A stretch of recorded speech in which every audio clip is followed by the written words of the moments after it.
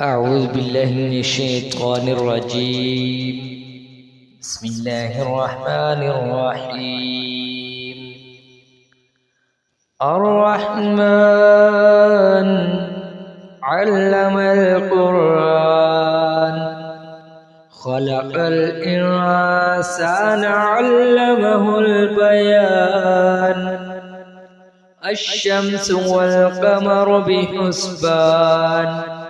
والنجم والشجر يسجدان والسماء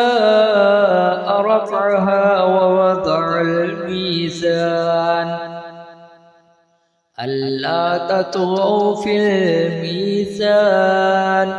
وأقيموا الوزن بالقسط ولا تخسروا الميزان والأرض وضعها للأنام فيها فاكهة والنخل ذات الأكمام والحب ذو العصف والريحان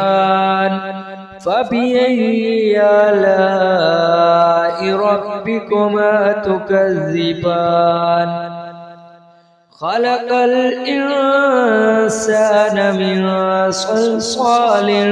كالفخار وخلق الجن من مارج من نار فبأي آلاء ربكما تكذبان رب المشرقين ورب المغربين فبأي آلاء ربكما تكذبان مرج البحرين يلتقيان بينهما برزخ لا يبغيان فبأي آلاء ربكما تكذبان يخرج منهما اللؤلؤ والمرجان فبأي آلاء ربكما تكذبان وله الجوار المنشآت في البحر كالأعلام فبأي آلاء ربكما تكذبان كل من عليها فان ويبقى وجه ربك ذو الجلال والإكرام فبأي آلاء ربكما تكذبان يسأله من في السماوات والأرض كل يوم هو في شأن فبأي آلاء ربكما تكذبان سنفرغ لكم أيها الثقلان فبأي آلاء ربكما تكذبان يا معشر الجن والإنس إن استطعتم أن تنفذوا من أقطار السماوات والأرض فانفذوا لا تنفذون إلا بسلطان فبأي آلاء ربكما تكذبان يرسل عليكما شواظ من نار ونحاس فلا تنتصران فبأي آلاء ربكما تكذبان فإذا انشقت السماء فكانت وردة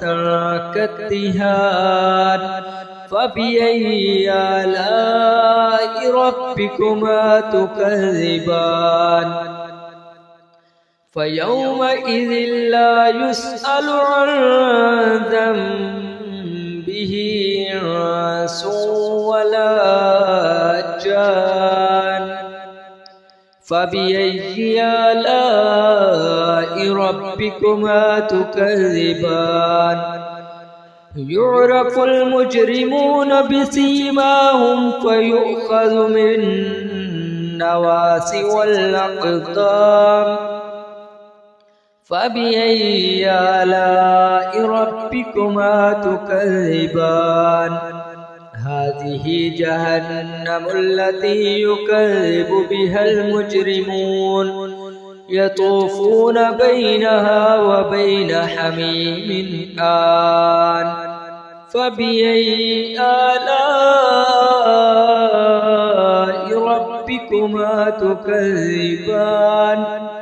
ولمن خاف مقام ربه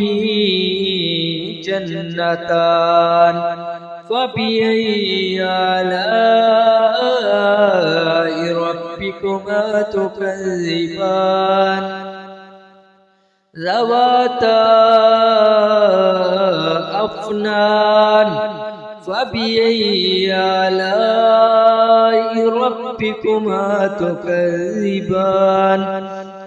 فيهما عينان تجريان فبأي آلاء ربكما تكذبان فيهما من كل فاكهة زوجان فبأي آلاء ربكما تكذبان متكئين على فرش بطائنها